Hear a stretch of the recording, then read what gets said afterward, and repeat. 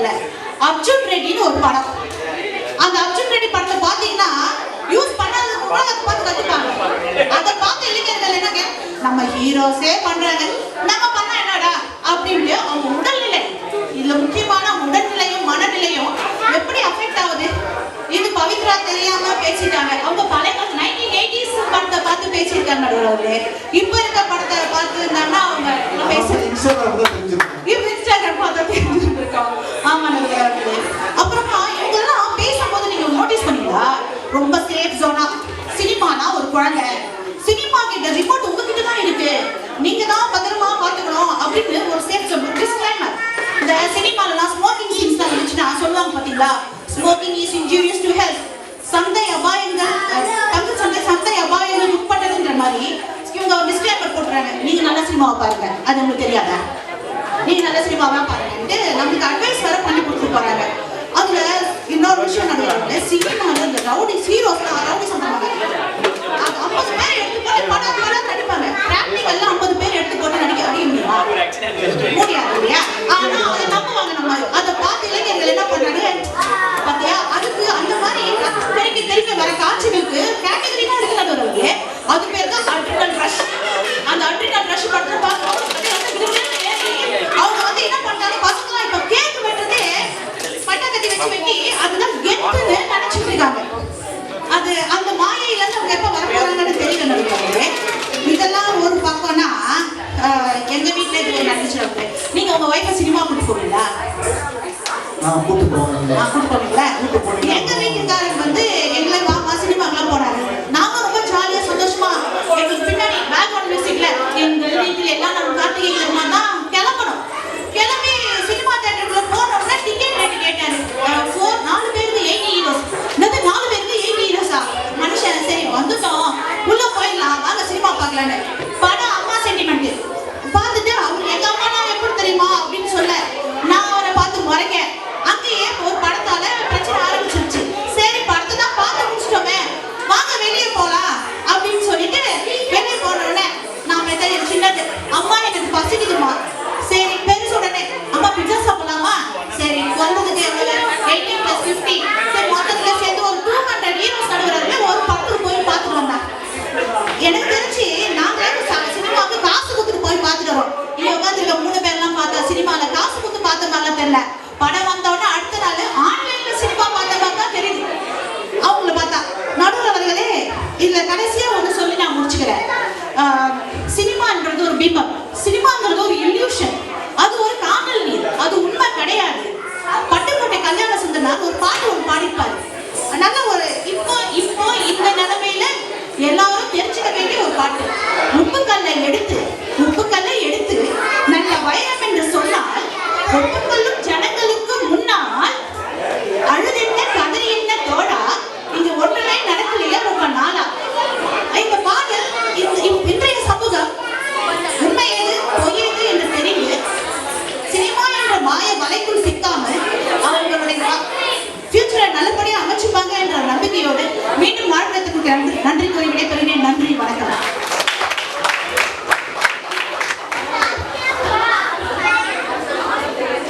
Cinema ஒரு கனவு உலகம்னு தனியில இருந்து பேசினாங்க. இல்லைங்க, சினிமா ஒரு மாயை. அந்த மாயைக்குள்ள சிக்கி நான் எவ்வளவு பேர் எவ்வளவு இழந்திருக்காங்க, சமுதாயத்துக்கு எவ்வளவு அழிவுகள் நடந்திருக்கு, என்னென்ன தாக்கங்கள் எதிர்மறை தாக்கங்கள் நடந்திருக்கு, என்னென்ன மக்கள் இறந்திருக்காங்க, எப்படி சமுதாயத்தை வந்துட்டு நல்வழிப்படுத்தாம சினிமாக்கள் எப்படி எதிர்மறையான வழியில் அழைத்து செல்கிறது அப்படின்றத வந்து கொஞ்சம் நிறைய படங்கள் பேரெல்லாம் சொல்லி எடுத்து சொன்னாங்க. நம்ம தமிழ் படத்தை தாண்டி தெலுங்கு படம்லாம் போயிட்டாங்க.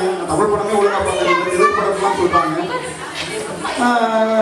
இவங்க சொன்னதை பார்த்தா ஒரு வேளை நீங்கள் சொல்றது உண்மையா இருக்குமோ அப்படின்ற ஒரு கேள்வி என் மனசுக்குள்ளேயும் வருது. அவங்க கேட்டுக்கிற அவங்க மனசுக்குள்ளேயும் வந்திருக்கும். சரி, இதை பற்றி உங்க கருத்து என்ன சொல்ல போறீங்க? இந்த அணியில வந்து நிறைவா பேச வர போறாரு நம்ம பாலாஜி. வாங்க.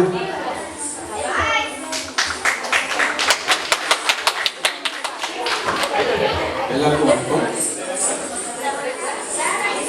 நான் அந்த 3ஆவதா கேட்டுக்கோங்க. அதுல நான் தான் 3ஆவதா கெட்டு போனவன். அதை பத்தி நம்ம அப்புறம் பேசலாம். ஒரு அப்பத்துல சொல்லியிருந்தாங்க, கஞ்சி இல்லாட்டும் பரவாயில்ல, ஒரு காட்சியை பார்த்துட்டு வந்துடலாம். அது எப்படி சொன்னாங்க? நம்ம சினிமா ஆனா என்ன, அது அவங்களுக்கு தெரியுமான்னு பார்க்கணும். ஃபர்ஸ்ட் சினிமான்னா என்ன?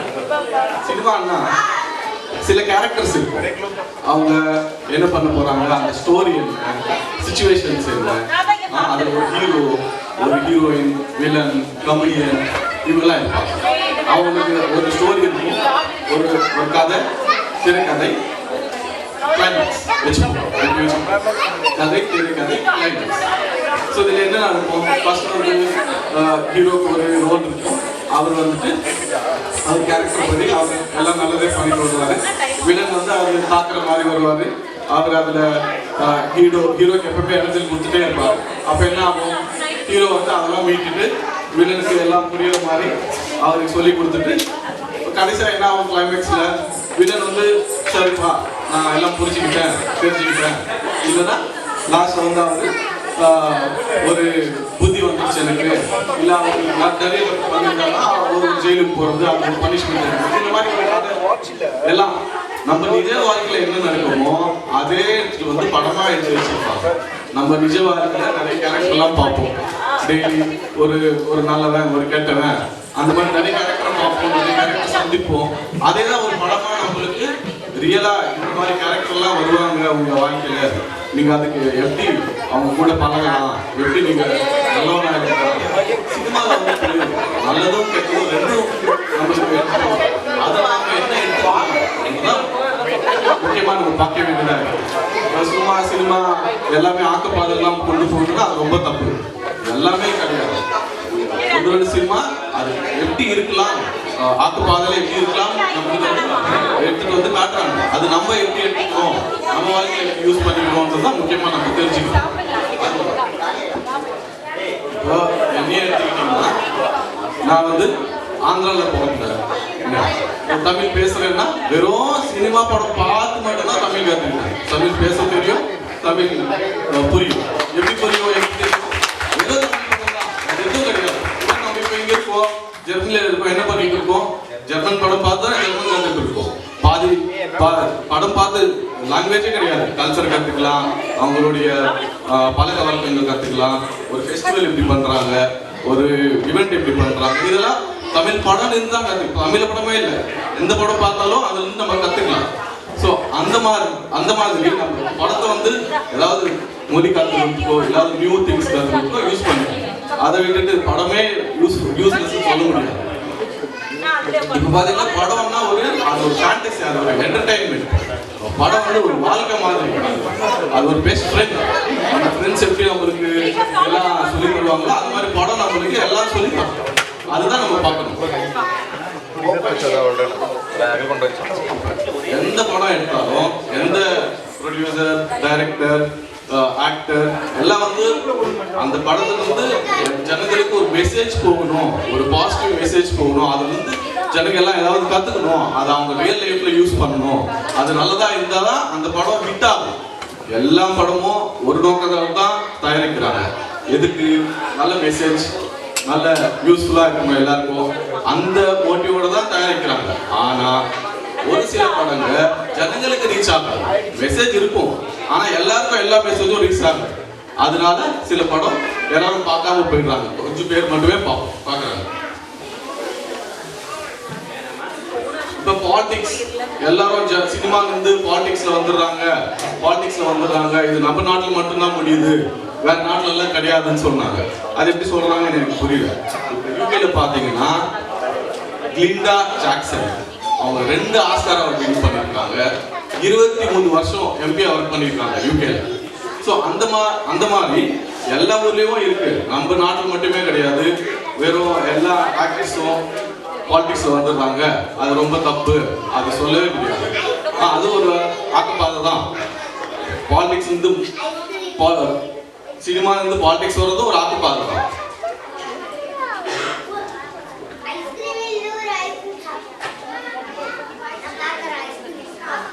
பொறுத்திருந்தால் பூமி ஆழ்வார்னு சொல்லுவாங்க. என்னை பொறுத்த வரைக்கும் படம் பார்த்தா பூமி எனக்கு மேலேயும் ஆகலாம். வாய்ப்பு கொடுத்து நன்றி.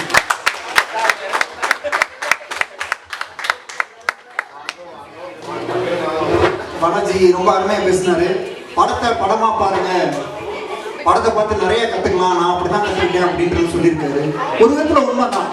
நானும் ஜெர்மன் கத்துக்கணும்னா கொஞ்சம் ஜெர்மன் படத்தை பார்த்து தான் ஜெர்மன் கத்துக்கலாம்னு தான் பார்த்துட்டு இருக்கேன். ஆனால் ஒன்றும் கத்துக்கல, ஆனால் பண்ணிக்கிட்டு இருக்கேன். ஆனால் நீங்க தமிழ் கத்துக்கிட்டீங்க. கொஞ்சம் டேட்டா பாயிண்ட்ஸ்லாம் எடுத்து வச்சிருக்காரு. நானே வாழன் உண்மையாக இருக்கிறேன், என்னையே ஒரு விட்னஸாக எடுத்துக்கோங்க, நான் நிறைய கற்றுக்கிட்டேன் அப்படின்ற மாதிரி சொல்கிறாரு. இல்லை அப்படியெல்லாம் கிடையாது, நாங்கள் எங்கள் பாயிண்ட்ல ஸ்ட்ராங்காக நிற்கிறோம் அப்படின்ட்டு அந்த நிலையிலேருந்து பேசுறதுக்கு நண்பர் சௌமி வர்றாரு. வாங்க.